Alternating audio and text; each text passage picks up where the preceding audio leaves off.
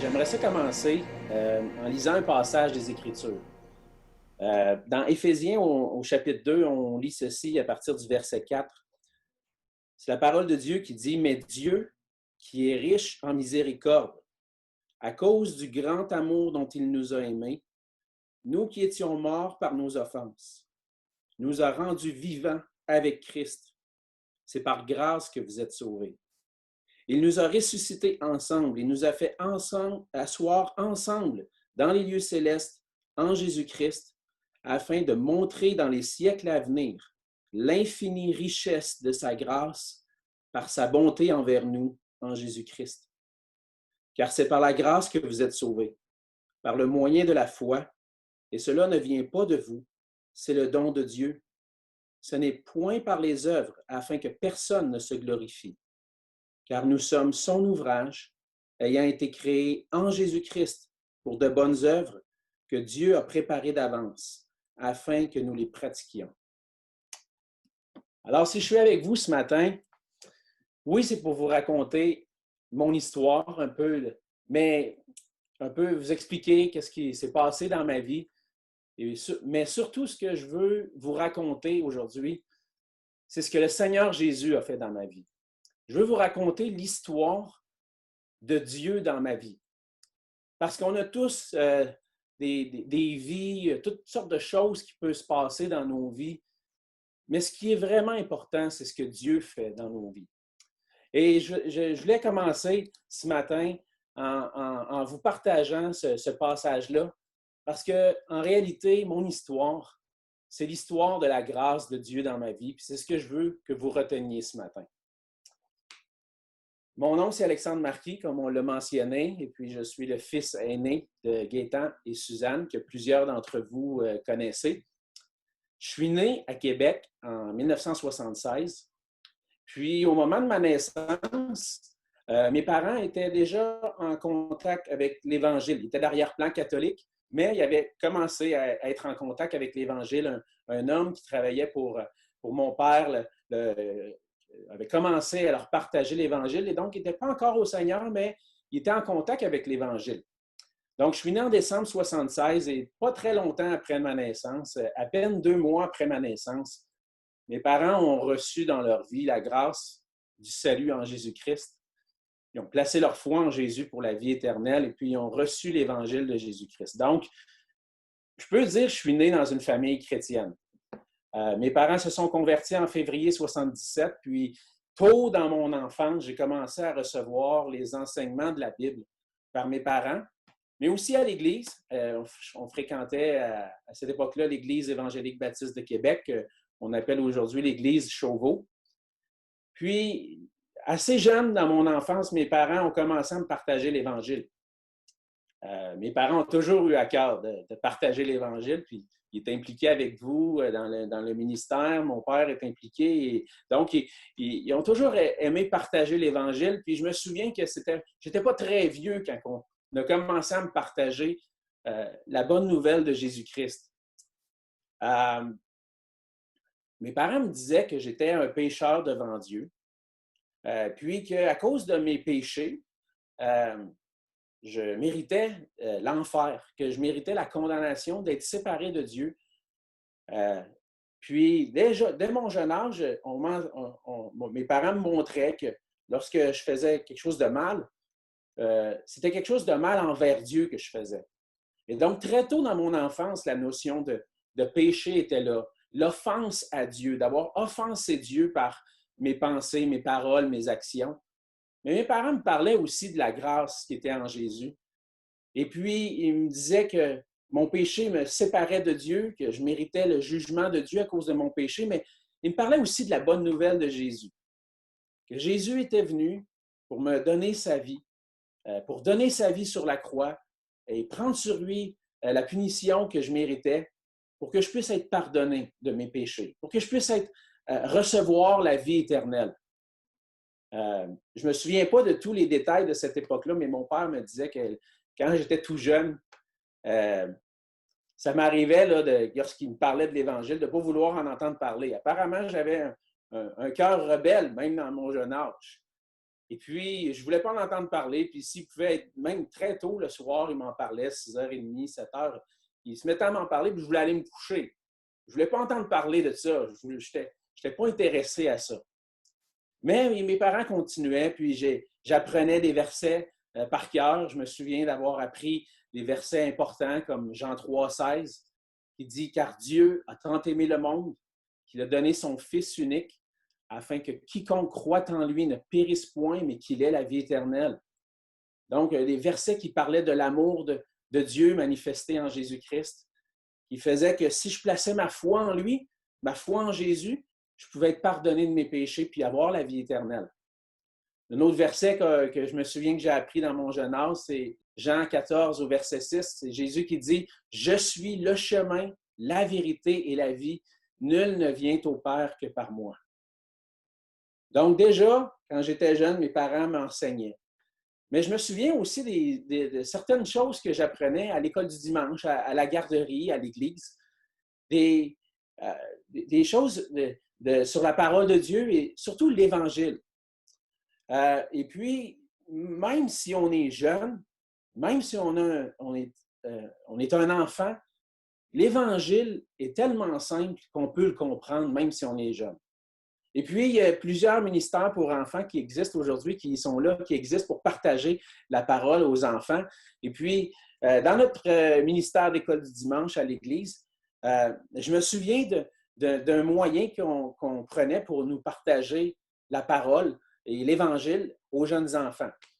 Et puis, ça s'appelait le livre sans parole. Je ne sais pas si vous l'avez déjà vu, ce livre-là. C'est un livre qui n'a pas de parole dedans, mais c'est des couleurs. Et avec les couleurs, on enseigne l'Évangile aux enfants. Et donc, j'ai apporté avec moi les couleurs de qu'est-ce qu'on nous enseignait quand on était jeune, quand j'étais tout jeune, pour qu'on puisse saisir déjà en l'enfance la parole de Dieu puis ce que Dieu a fait pour nous. Donc, le livre sans parole, il commençait avec une couleur, c'était le jaune. Le jaune, ça représente le ciel, la vie éternelle que Dieu veut nous offrir.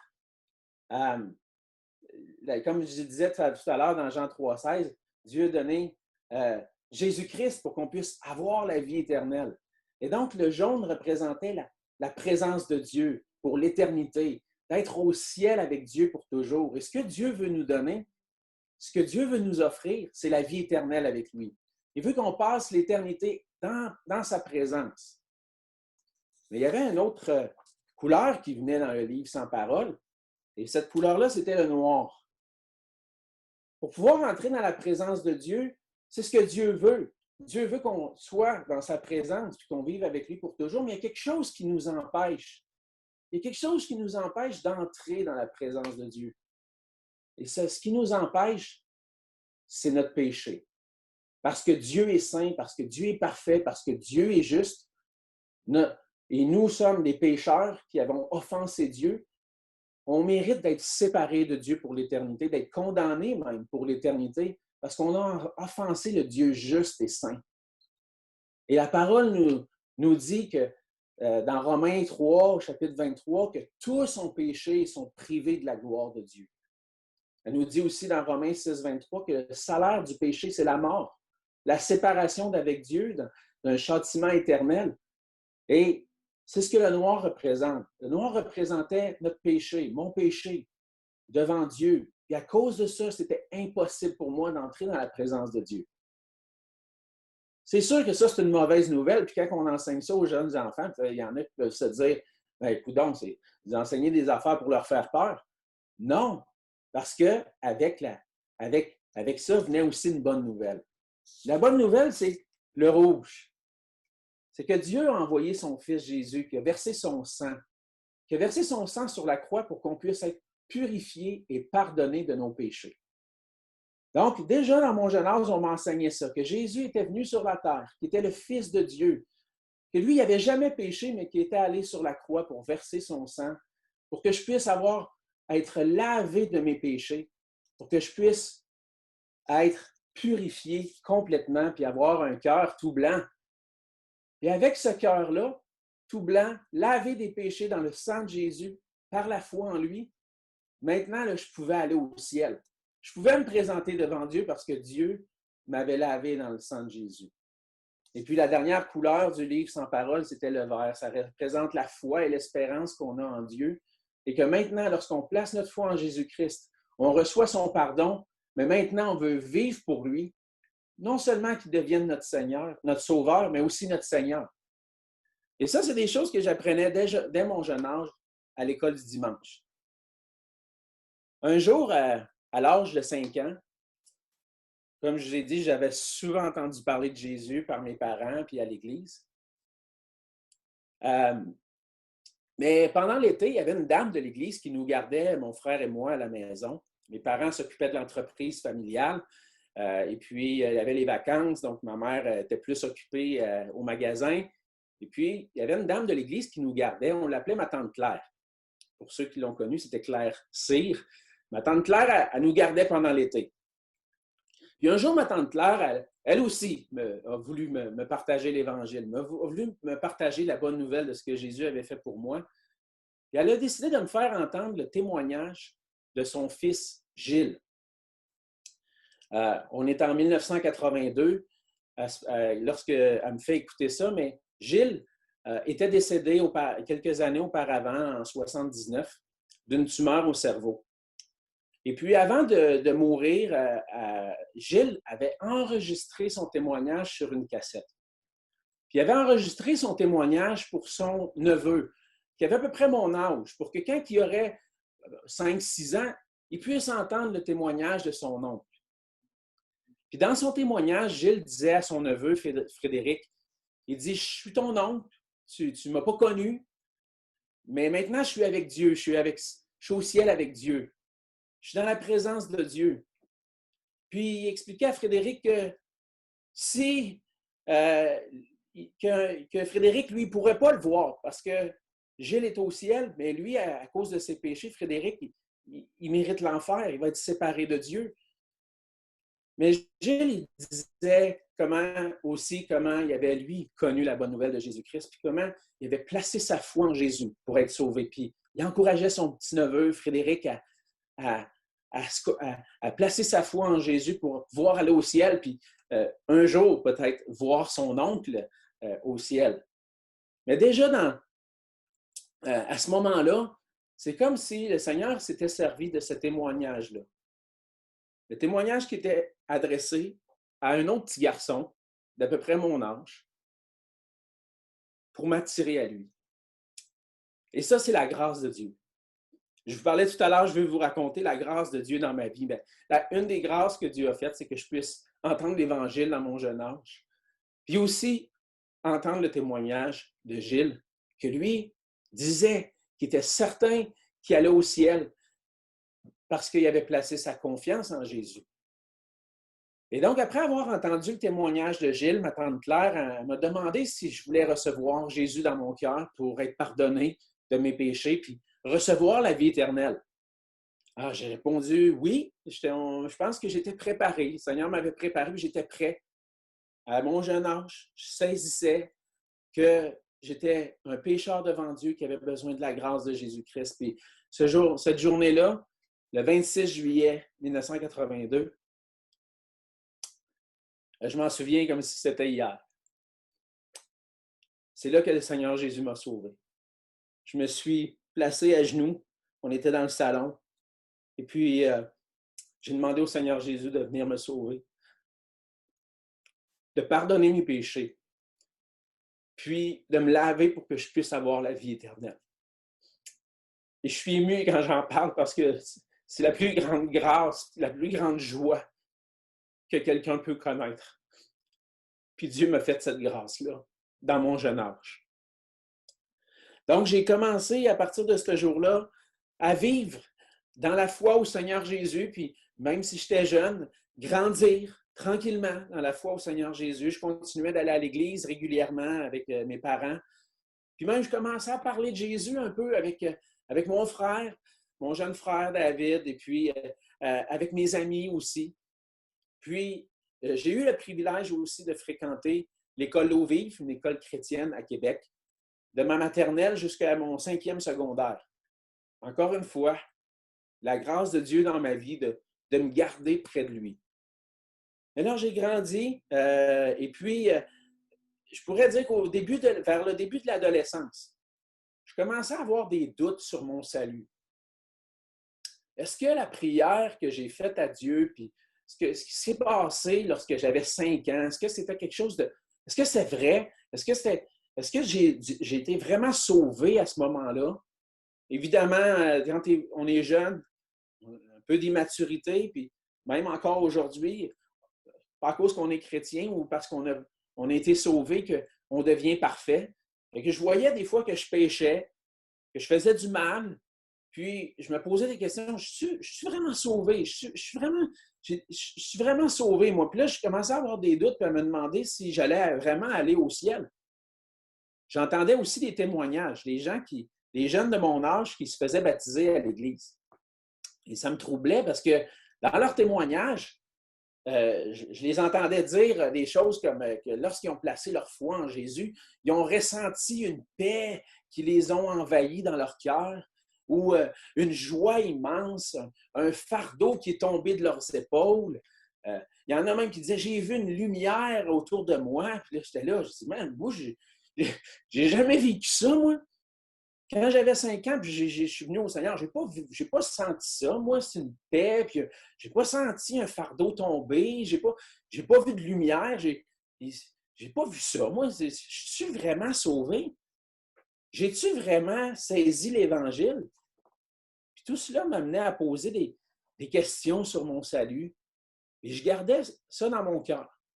Puis des fois, quand il y avait des appels dans les prédications à l'Église, je redonnais ma vie au Seigneur. Puis je dis, Seigneur, pardonne-moi si c'était pas vrai quand j'avais 5 ans. Pardonne-moi maintenant pour que je puisse aller au ciel avec toi. Puis c'était ça mon désir, mais jamais avec une assurance. Jamais avec une assurance. Fait un jour, je grandissais un peu dans l'adolescence, puis ça a été une époque où mon père témoignait beaucoup à ses frères et sœurs, des gens de sa famille. Et puis, à un certain moment donné, j'avais une de mes tantes qui avait entendu l'Évangile, elle aussi, puis elle disait, j'ai prié, j'ai demandé pardon, mais j'ai rien senti. J'ai rien senti. On dirait qu'il ne s'est rien passé. J'ai rien senti. Et que là, mon père, il partageait l'Évangile. Il a tourné dans un passage dans les Écritures, dans 1 Jean 5, au verset 13. Puis il lui a lu ce passage-là. Il a lu le passage qui dit, je vous écris ces choses afin que vous sachiez que vous avez la vie éternelle, vous qui croyez au nom du Fils de Dieu. Et là, il revenait sur les mots du verset. Je vous ai écrit ces choses afin que vous sachiez. Est-ce que c'est écrit afin que vous sentiez que vous avez la vie éternelle? Non, c'est afin que vous sachiez que vous avez la vie éternelle, vous qui croyez au nom du Fils de Dieu. Donc, lorsqu'on place notre foi en Jésus-Christ, je comprenais que lorsque j'ai placé ma foi en Jésus quand j'avais 5 ans, lorsque j'ai cru en lui, j'ai reçu la vie éternelle à ce moment-là. Il y avait d'autres versets aussi, comme le verset 12, juste avant le verset 13, qui dit « Celui qui a le Fils a la vie, celui qui n'a pas le Fils n'a pas la vie. » Et le Seigneur, à travers ces passages-là, est venu me donner une assurance. C'est que j'avais confessé le Seigneur Jésus par ma bouche. Puis oui, je n'étais pas parfait. Et je suis loin d'être parfait encore aujourd'hui. Je regarde mon cœur souvent, puis je suis loin de plaire à Dieu en toutes choses. Mais il y a une chose, par exemple, c'est que j'ai cru à ce que Jésus-Christ a fait pour moi. J'ai cru que Jésus-Christ, à la croix, avait versé son sang pour me laver de mes péchés. Et que maintenant, si je peux me présenter devant Dieu, ce n'est pas parce que je mène une bonne vie, ce n'est pas parce que je suis un bon gars, ce n'est pas parce que même je suis devenu pasteur dans une église. Ça ne vaut absolument rien. Mais seulement ce que Christ a accompli pour moi à la croix, c'est ça qui compte. Et j'ai placé ma foi en Jésus-Christ. Et le Seigneur m'a donné cette conviction qu'à l'âge de 5 ans, il m'avait vraiment sauvé. Il m'avait transformé. Et j'ai vu, plus je grandissais dans ma foi, Puis à travers la fin de mon adolescence, le début de l'âge adulte, je voyais ma foi grandir dans le Seigneur. Et puis, je voyais que Dieu m'avait vraiment sauvé parce que mon désir dans mon cœur, c'était de glorifier Dieu par ma vie puis de suivre le Seigneur Jésus. Dans sa grâce, le Seigneur m'a gardé. Il m'a gardé. Je ne peux pas dire que j'ai vécu une adolescence, même si j'ai vécu des doutes. Je n'ai pas vécu de grandes rébellions à l'adolescence. J'ai commencé à servir dans l'Église. Au début, je servais dans les équipes le dimanche matin comme placeur, dans des classes pour enfants, j'enseignais à l'école du dimanche. Et puis, le Seigneur, à travers ça, m'a gardé. Je continuais d'entendre la parole de Dieu qui nourrissait mon cœur. Puis aussi, j'allais à l'école Eau Vive, comme je l'ai mentionné. Puis je pense que, comme je l'ai dit tout à l'heure, l'école Eau Vive a été une bénédiction pour moi parce que ça m'a gardé. À travers ça, le Seigneur m'a gardé de m'éloigner, peut-être dans des chemins qui m'auraient éloigné de lui pour toujours, mais le Seigneur m'a gardé. Puis je crois que le Seigneur m'a gardé, continue de me garder parce qu'il m'a sauvé.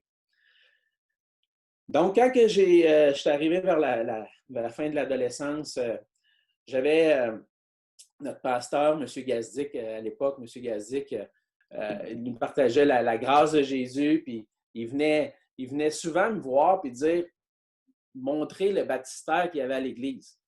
Il dit, Alexandre, il prenait par l'épaule comme ça, il dit, Alexandre, quand est-ce que tu vas te faire baptiser? Puis moi, j'étais gêné. J'avais peur d'aller donner mon témoignage en avant. À Chauveau, on était rendu une grande église, puis ça me rendait nerveux. Puis j'ai repoussé un peu le moment de mon baptême, mais à un moment donné, Guy Lavoie, j'étais rendu un peu plus vieux, j'avais commencé mes études au cégep. Puis Guy Lavoie, qui était pasteur d'évangélisation à Québec à ce moment-là, il est venu me voir, me demander si j'étais baptisé. Puis j'ai dit non, je ne suis pas encore baptisé. Puis il dit, est-ce que c'est quelque chose que tu aimerais faire, te faire baptiser, puis dire publiquement que Jésus t'a sauvé? Puis j'ai dit oui. Il dit, donc, il n'y a rien qui t'en empêche. Là. Je dis, non, je pense qu'il n'y a plus rien. Fait que j'ai commencé à suivre les cours de préparation au baptême, et puis je me suis fait baptiser à l'âge de 19 ans. Et puis, à travers ça, j'ai déclaré publiquement, puis dit aux gens autour de moi que Jésus était mon sauveur et que Jésus était mon Seigneur. Et puis, là, après l'école Eau Vive, j'ai commencé à étudier au cégep. Et plus j'avançais au cégep, là, les questions venaient. J'étais dans les cours de philosophie, puis on se posait des grandes questions sur la vie. Et puis, des questions à savoir, est-ce que l'homme est fondamentalement bon ou est-ce que l'homme est fondamentalement méchant? Est-ce que Dieu existe? Et toutes ces questions-là venaient dans les cours de philosophie, mais je trouvais dans la parole de Dieu des réponses à ces questions-là. Et puis, même si j'avais été élevé dans la foi, je m'attachais à la parole, puis j'avais foi dans ce que le Seigneur disait dans sa parole. Je suis convaincu que la parole de Dieu est inspirée, la Bible est inspirée de Dieu, puis que les Écritures contiennent toutes les paroles de Dieu pour nous. Puis plus je me posais des questions ou on me posait des questions pour peut-être me tendre des pièges ou mettre au défi ma foi, je trouvais mes réponses dans les Écritures. Et puis j'ai eu l'occasion pendant mes études au cégep, de m'impliquer auprès du groupe biblique étudiant qu'il y avait au cégep. Et puis, ça m'a permis de commencer à évangéliser, commencer à partager ma foi, partager l'Évangile. On avait un ministère au cégep parfois, on avait des tables de livres. Et puis, des questionnaires, des sondages auprès des étudiants. Puis, à certains moments donnés, c'était rendu... il y avait quasiment une guerre dans le cégep. Je me souviens d'une fois, on partageait l'Évangile, puis il y avait un groupe l'autre côté de nous, l'autre côté de la salle, qui s'était fait des affiches, puis croyez pas en Dieu, la Bible, c'est pas vrai, puis tout ça. Puis on était vraiment confrontés à toutes sortes de choses. Puis en même temps, à travers ça, le Seigneur me permettait de partager l'Évangile. Et puis même si c'était pas facile, le Seigneur me donnait de partager ma foi, puis j'aimais ça. J'aimais ça, répondre aux questions. On organisait des conférences aussi sur la création, l'évolution, des choses comme ça. Et toutes ces choses-là faisaient juste m'affermir dans ma foi. Le Seigneur m'affermissait par sa parole. Puis, je continuais de grandir. Puis, le Seigneur m'a vraiment béni à travers ce ministère-là. Et puis, là est venu le début de l'âge adulte. J'ai fini mes études au cégep en informatique. Et puis, les grandes décisions viennent dans la vie. Puis, lorsqu'on commence à l'âge adulte, puis une de ces décisions-là, c'était est-ce que je vais continuer d'aller à mes études ou je vais commencer à travailler?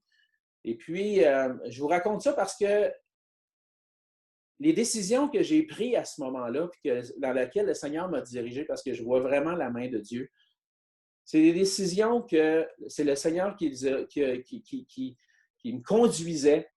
Et puis, je voyais vraiment la main, je vois vraiment aujourd'hui la main de Dieu dans ces moments-là. Donc, des grandes questions, qu'est-ce que je fais? Et puis, à un certain moment donné, quand j'étais au cégep, il y avait l'École de technologie supérieure qui est à Montréal, est venue présenter des programmes d'ingénierie en informatique.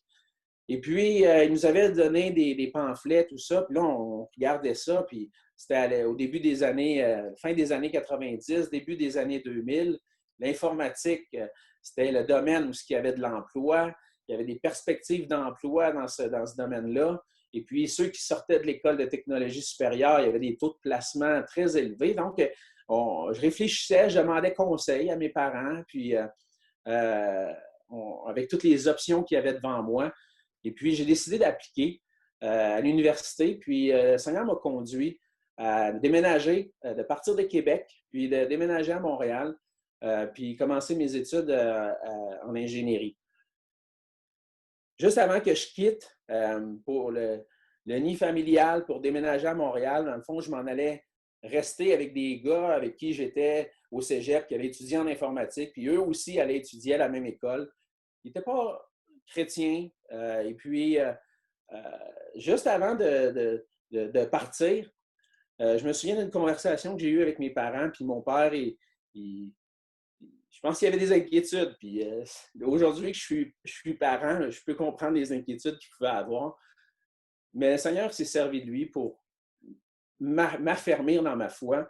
Et puis, mon père a dit, ça va être important quand tu vas arriver à Montréal que tu trouves une église. Ça va être important parce que si tu ne t'attaches pas au Seigneur, tu ne t'attaches pas à une église, j'ai pas hâte de voir ce que ça va donner d'ici un an. Puis pour moi, ça a été comme une claque d'en face, si je peux dire. Puis dire, OK, wow, OK, je m'en vais rester avec des gars qui ne connaissent pas Dieu, qui ne marchent pas avec le Seigneur, puis moi, je m'en vais au milieu de ce monde-là, puis c'est vrai, il faut que je m'attache à une église. Il faut que je me trouve une église. Donc, c'est une des choses que j'ai faites. Une des premières choses que j'ai faites, le premier dimanche matin que j'étais établi à Montréal, j'ai dit, je vais aller visiter une église. Et puis, le Seigneur m'a conduit à l'église évangélique baptiste de Longueuil, donc sur la rive sud de Montréal. Et puis, à travers ça, le Seigneur m'a vraiment béni parce que j'ai trouvé dans cette église-là un groupe de jeunes adultes, des jeunes hommes de mon âge qui avaient à cœur de servir le Seigneur. Et puis, on s'est liés d'amitié, puis le Seigneur m'a affermi dans ma foi. La parole de Dieu était enseignée dans l'église. Et puis, à travers ça, bien, le Seigneur m'a fait grandir. Ça a été une époque pour moi où j'ai grandi beaucoup spirituellement parce que j'apprenais à aimer de plus en plus, lire la Bible, lire la parole de Dieu. Quand j'étais plus jeune, peut-être c'est ça un peu le fait que je manquais d'assurance. J'aimais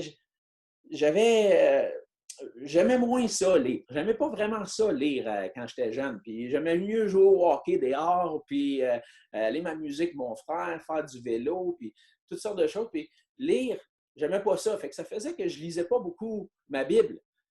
Mais quand je suis arrivé à l'université, puis même ça avait commencé au cégep, je lisais plus régulièrement les Écritures.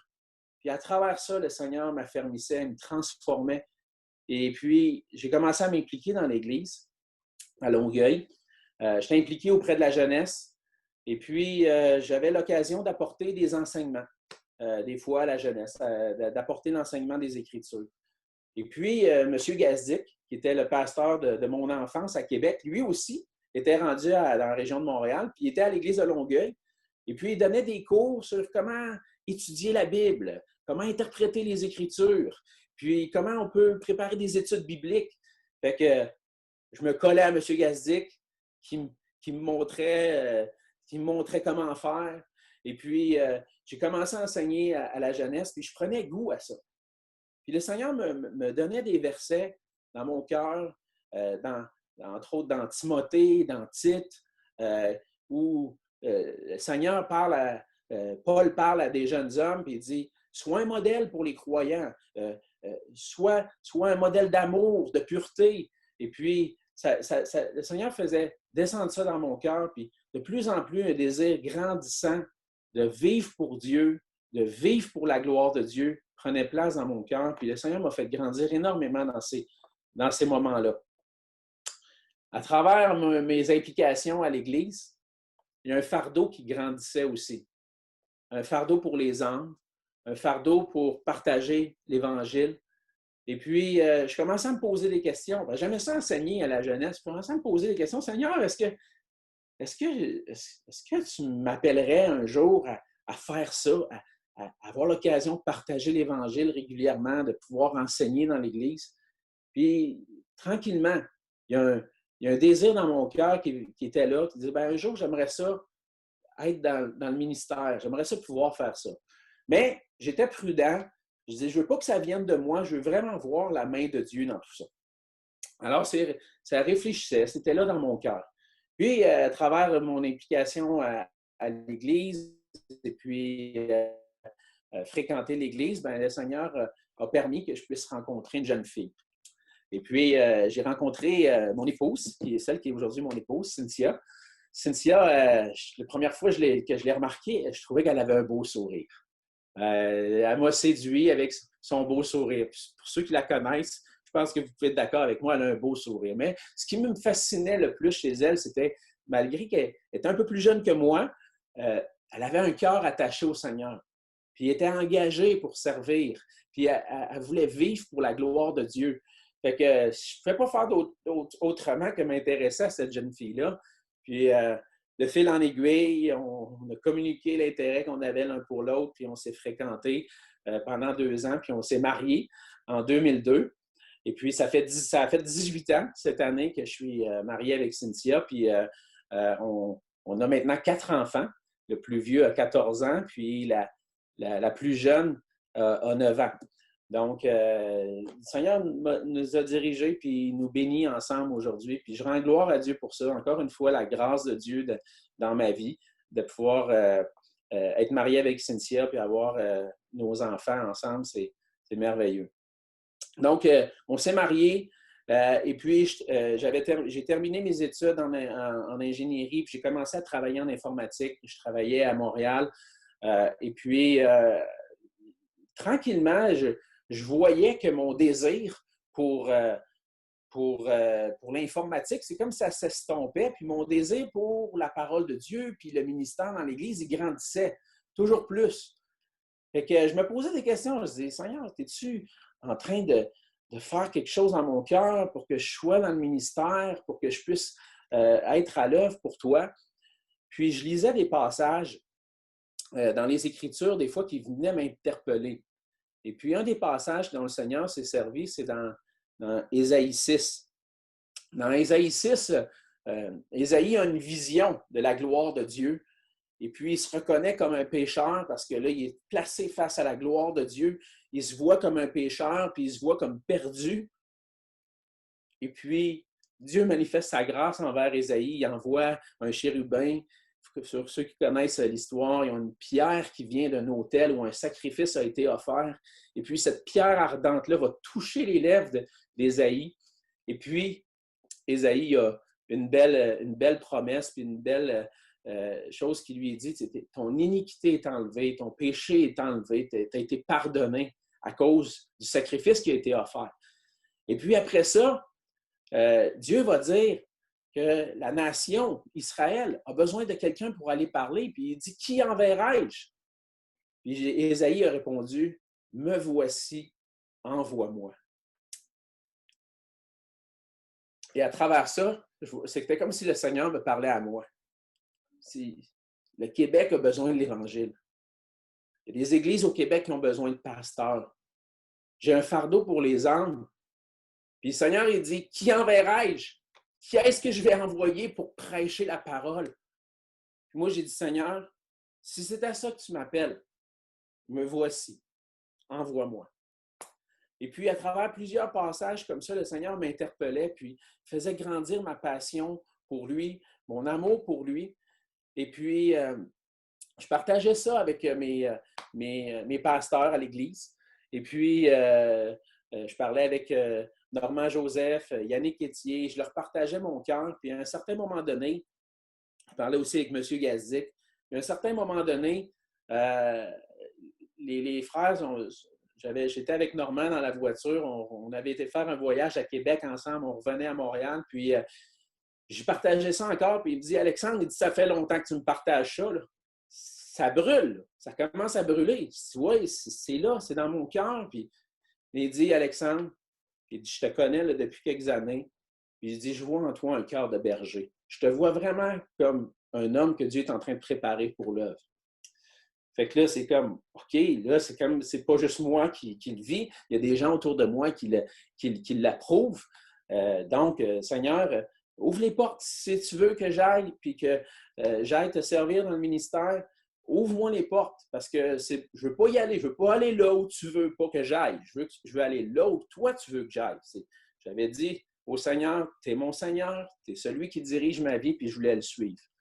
Et donc, à travers tout ça, le Seigneur m'a amené à commencer des études pour commencer la formation pastorale. Et puis, le Seigneur m'a formé pour le ministère. J'ai terminé ma formation pastorale. Puis, à travers le service dans l'Église de Longueuil m'a appelé comme un de ses pasteurs en 2009. Et puis, j'ai été embauché par l'Église en 2010. Une des choses que je voulais prendre le temps de vous partager, c'est la bénédiction que j'ai eue de pouvoir faire les études en collaboration avec Sembec puis un séminaire aux États-Unis. C'est qu'à travers ma formation puis les influences que j'ai eues pendant ma formation dans l'Église, ça m'a amené à voir l'Évangile, la bonne nouvelle de Jésus-Christ, comme centrale au ministère. Centrale au ministère. Puis il y a plusieurs gens qui viennent dans nos églises. Des fois, qui n'en ont jamais entendu parler ou des fois, qui en ont tellement entendu parler qu'ils ne font plus la différence. Ils n'arrivent plus à cerner l'Évangile. J'ai réalisé qu'il y a plusieurs chrétiens dans les églises qui viennent à l'Évangile puis qui voient l'Évangile comme le commencement de la vie chrétienne, comme le commencement d'une nouvelle vie. Ah, j'ai accepté Christ dans ma vie et puis là, j'ai reçu le pardon, j'ai reçu la vie éternelle, puis je m'en vais au ciel avec Dieu. Mais cette parole-là ne fait pas d'effet dans leur vie.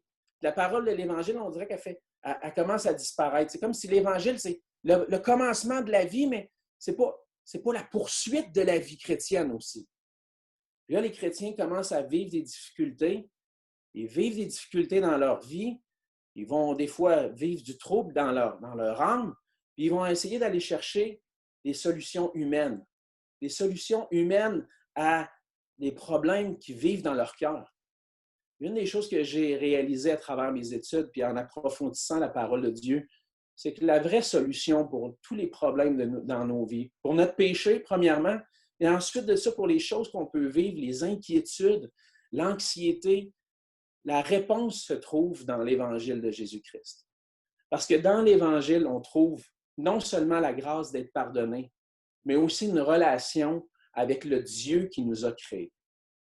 Le Dieu qui nous a créés, c'est celui qui nous connaît mieux que n'importe qui. On peut vivre toutes sortes de choses, puis on pense que Dieu, des fois, on va penser que Dieu est absent, que Dieu n'est pas là, mais Dieu est là, Dieu est présent. Puis il y a Jésus qui est là, puis qui dit constamment, « Venez à moi, vous tous qui êtes fatigués et chargés, et je vous donnerai du repos. » Je vais donner du repos à vos âmes. Alors, j'ai vraiment vu la personne de Jésus-Christ et ce qu'il avait accompli pour nous. Non seulement comme la solution pour me faire passer de la mort à la vie, mais aussi pour me faire grandir dans la foi, puis m'affermir, puis affermir ma relation avec Dieu. À cause de ce que Christ a fait pour moi, j'ai le pardon, mais il me donne aussi son esprit. Puis maintenant, par l'Esprit de Dieu, j'apprends à me confier en Dieu quand viennent les moments difficiles. Et ce que j'ai réalisé, c'est que de plus en plus dans l'Église, les gens vont se tourner vers des solutions humaines, alors que la solution n'est pas ailleurs qu'en Dieu. C'est sûr que des fois, des conseils qui viennent de l'extérieur, ça peut nous aider à nous guider puis à nous amener. Mais ultimement, la vraie réponse à tout ce qu'on peut vivre, notre insatisfaction, nos malheurs, nos inquiétudes, elles se trouvent dans le Seigneur Jésus. Et j'ai commencé à voir l'Évangile non seulement comme une porte d'entrée pour le salut, mais comme centrale à notre vie chrétienne. Et chaque jour, ce que ça m'amène à vivre, c'est que chaque jour, je me présente au pied de la croix, au pied du trône de la grâce, pour être secouru dans mes besoins. Le Seigneur Jésus, dans sa parole, nous dit de venir à lui. Et puis, dans l'Épître aux Hébreux, l'auteur de l'Épître aux Hébreux dit « Approchons-nous donc avec assurance du trône de la grâce pour obtenir miséricorde et trouver grâce pour être secourus dans nos besoins. » La solution est jamais ailleurs qu'en Jésus-Christ. Et ça me fait... Maintenant, le Seigneur porte un fardeau, a placé un fardeau sur mon cœur, puis c'est ce que je veux partager. Le plus grand bonheur qu'on peut trouver dans la vie, c'est dans une relation personnelle avec Jésus-Christ, qui commence avec le pardon de nos péchés, mais qui grandit aussi parce que le Seigneur nous sanctifie, nous rend de plus en plus semblables à lui et nous rend capables de lui faire confiance. Maintenant, je n'essaie plus de gérer ma vie par moi-même, mais je dépose mes fardeaux aux pieds du Seigneur Jésus, puis je peux trouver grâce auprès de lui. Et j'ai réalisé que l'Évangile, ce n'est pas juste les non-croyants qui ont besoin de l'entendre, mais les croyants ont besoin de l'entendre continuellement. Puis j'ai besoin, moi, de l'entendre. Quand la vie est difficile, quand je vis des difficultés, où est ma solution? Au trône de la grâce, où l'agneau de Dieu qui a été crucifié est là, puis il m'accueille les bras ouverts pour que je puisse déposer sur lui mes fardeaux puis marcher par la foi en lui. Et c'est pour ça que l'apôtre Paul dit à l'Épître aux Romains, puis dans l'Épître aux Romains, il dit à l'Église, aux gens qui sont à Rome, dit à des chrétiens, il dit « J'ai un vif désir de vous annoncer aussi l'Évangile, à vous qui êtes à Rome. » Pourquoi Paul avait besoin de partager l'Évangile à des chrétiens? Parce qu'il avait besoin de l'entendre et de le réentendre, parce que c'est la puissance de Dieu pour ceux qui croient. Et l'Évangile nous amène au pied de la croix, nous amène à Jésus-Christ et nous amène à la foi en lui. Et maintenant, je ne suis plus seul, mais j'ai le Seigneur Jésus qui marche avec moi et qui me promet qu'il est avec moi tous les jours jusqu'à la fin du monde. Et aujourd'hui, maintenant, qu'est-ce que je fais? J'attends son retour. J'attends qu'il vienne me chercher pour que, enfin, je puisse le voir face à face. Mais en attendant, je marche par la foi, par la puissance de son esprit, en étant enfermé dans sa parole. Et ça, c'est des choses que j'ai apprises à travers mes études et dans ma vie jusqu'à maintenant. Et puis, juste pour terminer, à travers le ministère à Longueuil, dans le ministère pastoral, le Seigneur m'a amené à commencer à donner des cours pour former des leaders dans l'Église avec les ressources de SEMBEC, le séminaire de l'Association des Églises baptistes. Et puis, j'ai commencé à enseigner des cours et puis le Seigneur m'a conduit à être formé davantage pour pouvoir enseigner et former des ouvriers à travers le ministère de SEMBEC. Puis aujourd'hui, j'enseigne aussi à SEMBEC et puis mon désir, c'est de communiquer cette foi-là et puis de communiquer aux pasteurs d'aujourd'hui puis à tous ceux qui veulent grandir dans la connaissance du Seigneur que notre foi doit être dans l'Évangile puis que l'Évangile doit être au centre de notre ministère. À travers les années, le Seigneur a fait grandir aussi sur mon cœur. J'ai été formé à l'Église de Longueuil et puis le Seigneur a utilisé certaines circonstances dans ma vie pour m'amener au point de dire, peut-être que je peux quitter une belle équipe de pasteurs qu'il y avait à Longueuil pour aller répondre à un besoin parce qu'il y avait plusieurs églises sur la Rive-Sud puis au Québec qui étaient en recherche de pasteurs. Et puis, nous, après notre mariage, on avait acheté une maison à Saint-Hubert, qui est près de Longueuil, puis en fait, qui est dans l'agglomération de Longueuil. Mais il y avait l'église de Saint-Hubert juste à côté de chez nous, à 2 minutes en voiture, qui, en 2018, a perdu leur pasteur. Le pasteur Gilles Saunier est décédé au début de 2018. Et je voyais le besoin là, puis j'ai commencé à discuter avec les pasteurs à l'église de Longueuil, puis avec des gens qui travaillent dans notre association d'église, puis disaient, je pense que le Seigneur m'appelle à explorer cette voie-là, de voir est-ce que le Seigneur m'appellerait dans un ministère pastoral, puis peut-être même à Saint-Hubert. On est dans la région, on reste à côté, on est dans cette ville-là. Et puis, à travers les discussions, tout ça, je vois encore une fois, le Seigneur nous a conduits.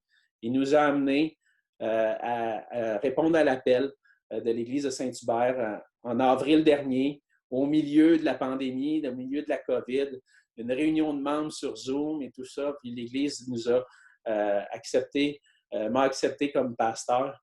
Et maintenant, mon désir, c'est de continuer de servir le Seigneur, de continuer de prêcher l'Évangile dans la ville de Saint-Hubert puis sur la Rive-Sud et continuer de former des ouvriers pour l'Évangile au Québec. Parce que l'Évangile, même si ce n'est pas populaire de nos jours, c'est la solution à ce que nous vivons. C'est la solution au péché. C'est la solution à tout ce qu'on vit parce que Dieu nous a créés pour lui. Dieu nous a créés pour qu'on puisse vivre pour sa gloire. Et c'est ce que je veux enseigner, c'est ce que je veux continuer de proclamer. Puis, en terminant, à toi qui est là aujourd'hui, tu es peut-être là aujourd'hui puis tu n'as pas encore pris de décision pour le Seigneur Jésus. Tu n'as pas encore placé ta foi en lui pour avoir le pardon de tes péchés et la vie éternelle. Mais je veux t'encourager à venir à lui. Parce que la vraie solution, tu peux chercher des solutions dans toutes sortes de choses, mais la vraie solution se trouve en Jésus-Christ. Lorsqu'on place notre confiance en lui, on peut être sauvé de nos péchés. C'est le seul à pouvoir nous sauver. C'est le seul qui, par son sang, peut nous rendre purs devant Dieu, nous rendre justes. C'est lui qui est le seul chemin. Es-tu donné ta vie à Jésus-Christ? Viens à lui. Le Seigneur Jésus dit, viens à moi, je vais te donner du repos. Viens à moi, je vais te donner le pardon. Viens à moi, je vais te donner la vie éternelle. Jésus dit, en terminant, celui qui croit en moi a la vie éternelle.